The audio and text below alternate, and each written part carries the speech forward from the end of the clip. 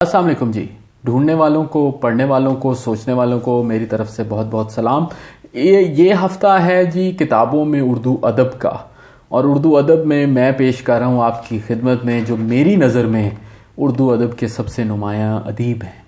اچھا، یہ بہت بڑا دعویٰ ہے، یہ دعویٰ میں بڑی عاجزی سے کر رہا ہوں، لیکن اس کے پیچھے میری محبت بھی چھپی ہوئی ہے. محبت میں بندہ بڑے بڑے عجیب کام کر جاتا ہے، بندہ بڑے بڑے عجیب دعوے کر جاتا ہے، بندہ بڑے بڑے عجیب فیصلے کر جاتا ہے.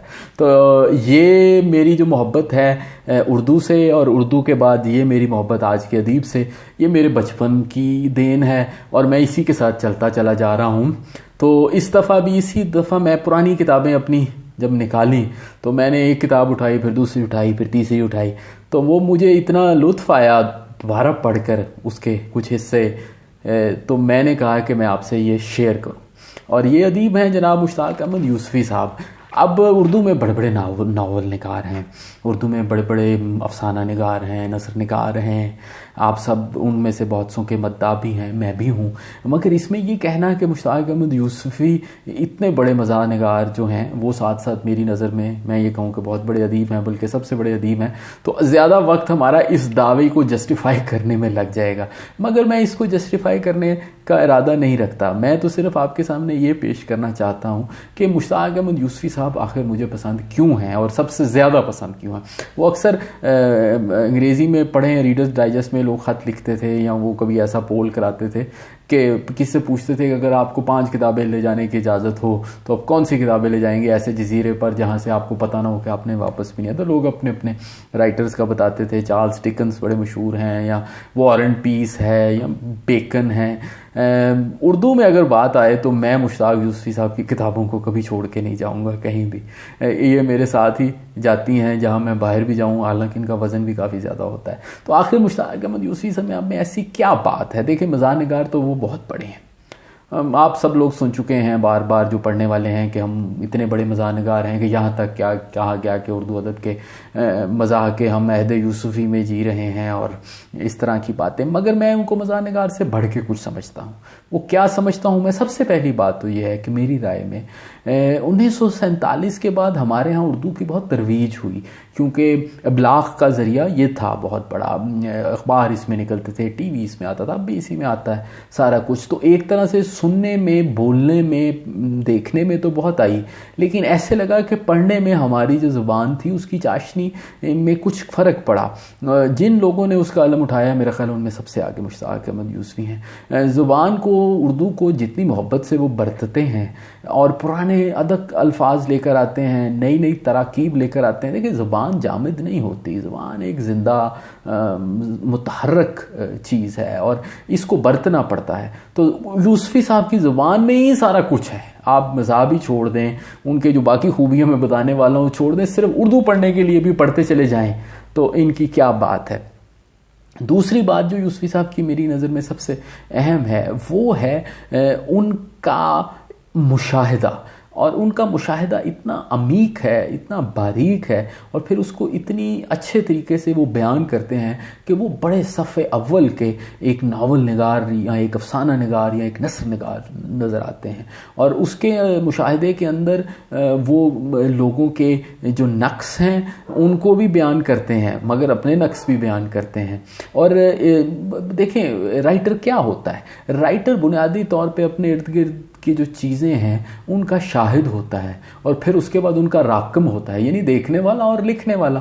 جو جتنا اچھا مشاہدہ رکھے گا وہ عموماً اتنا ہی اچھا رائٹر ہوگا. مشتاق احمد یوسفی صاحب کا لوگوں کے بارے میں، ان کی روایات کے بارے میں، مثلا ان کا جو مضمون ہے فوتگی کے اوپر، جس میں وہ ایک دکھا رہے ہیں کہ وفات کے بعد کیا ہوتا ہے، کہ اس کو پڑھ کے بندہ سوچتا ہے کہ یہ موقع تو افسوس کا ہے لیکن آتی تو ہنسی ہے. اور جس طرح وہ پیش کرتے ہیں کہ لوگ کیسے ریاکٹ کرتے ہیں اس موقع پر. تیسری بات جو میری نظر میں مشتاق احمد یوسفی صاحب کی ہی ایک منفرد بات ہے کہ مضامین کے اندر بھی ان کے کہانیاں ہیں، مضامین کے اندر بھی ان کے کردار ہیں، مضامین کے اندر بھی ان کے ڈرامہ ہے، مضامین کے اندر بھی کلائمیکس ہے. اب کیسے کیسے کردار ہیں؟ ایک تو وہ کردار جو مرزا کا کردار کردار ہے مرزا عبدالودود بیگ جو ان کے ہمزاد ہیں، جن سے وہ بہت سی باتیں کہلواتے ہیں.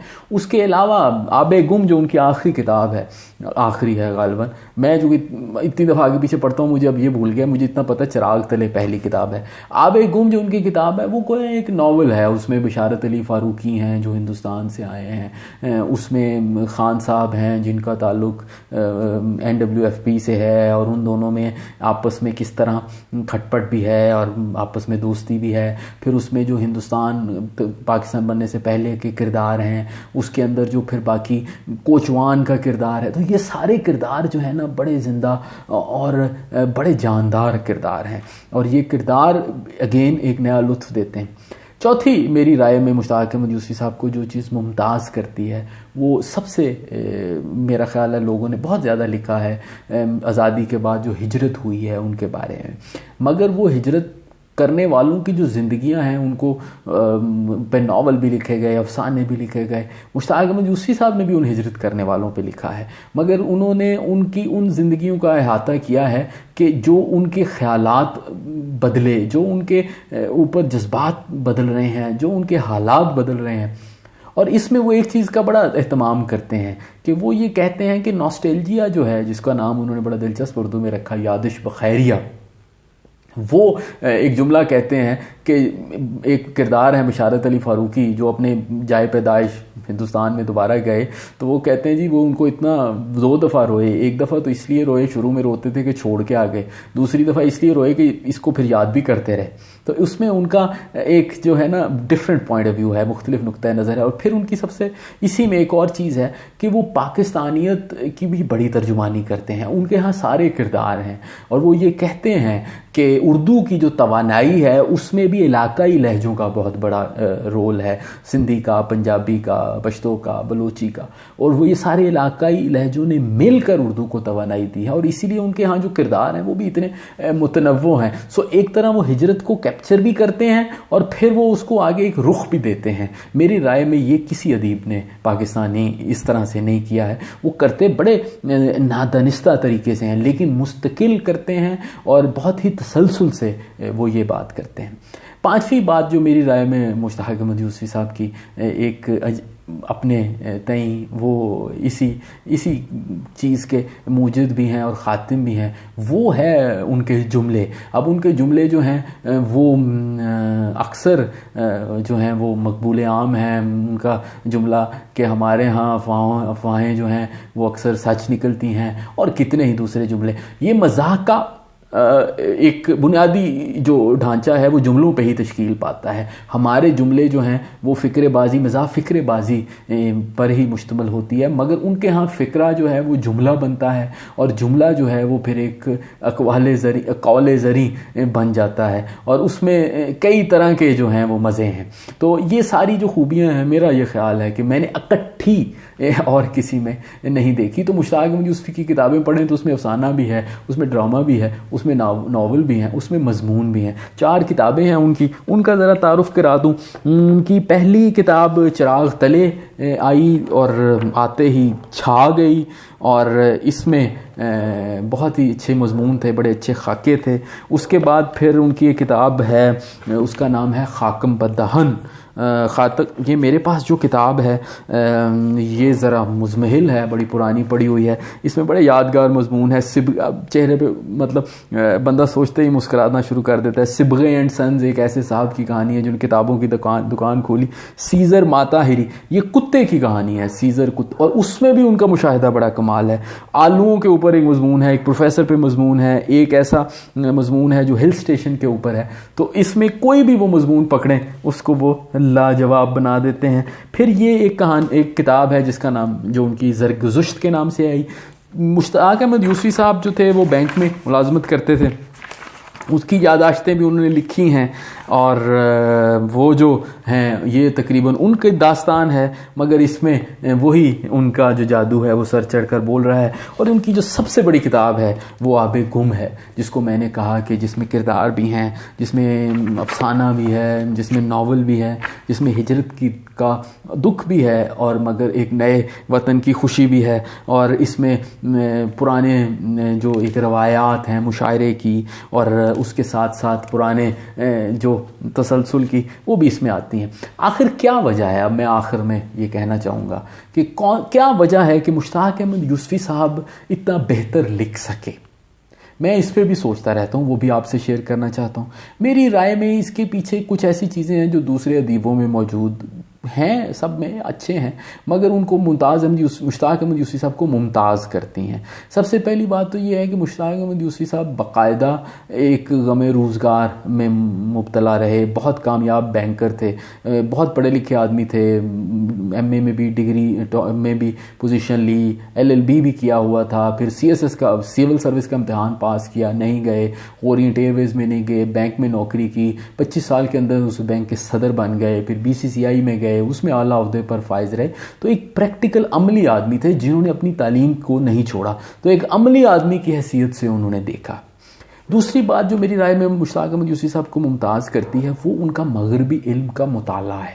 تو انہوں نے جو مغربی ادیب ہیں ان سب کو پڑھ رکھا ہے، ان کو کوٹ بھی کرتے ہیں، شیکسپیئر کو کوٹ کرتے ہیں، اس کے علاوہ جو مغربی مزاح نگار ہیں انگریزی کے، GK چیسٹرٹن ہیں خصوصاً، ان کو وہ کوٹ بھی کرتے ہیں اور ان سے متاثر بھی نظر آتے ہیں۔ تو وہاں سے بھی انہوں نے بہت کچھ جو ہے وہ سیکھا اور اس کو استعمال کیا۔ تیسری بات میری رائے میں ان کی جو لاجواب ہونے کی ہے وہ یہ ہے کہ انہوں نے لکھنے میں جلدی نہیں کی۔ ہمارے ہاں اگر کوئی بندہ کچھ لکھنا شروع کر دے تو وہ کہتا ہے کہ میں ایسی غزل لکھوں جو 100 شعروں پہ، اور ایسی کتاب لکھوں جو 1000 صفحے پہ اور وہ لوگ سارے پڑھیں۔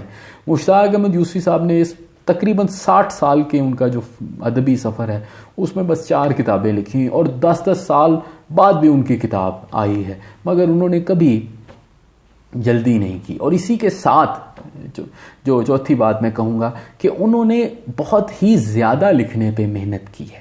اچھا، اس پہ ان پہ ایک اعتراض بھی کیا جاتا ہے، وہ اعتراض یہ ہے کہ وہ بہت جملہ گھڑتے ہیں۔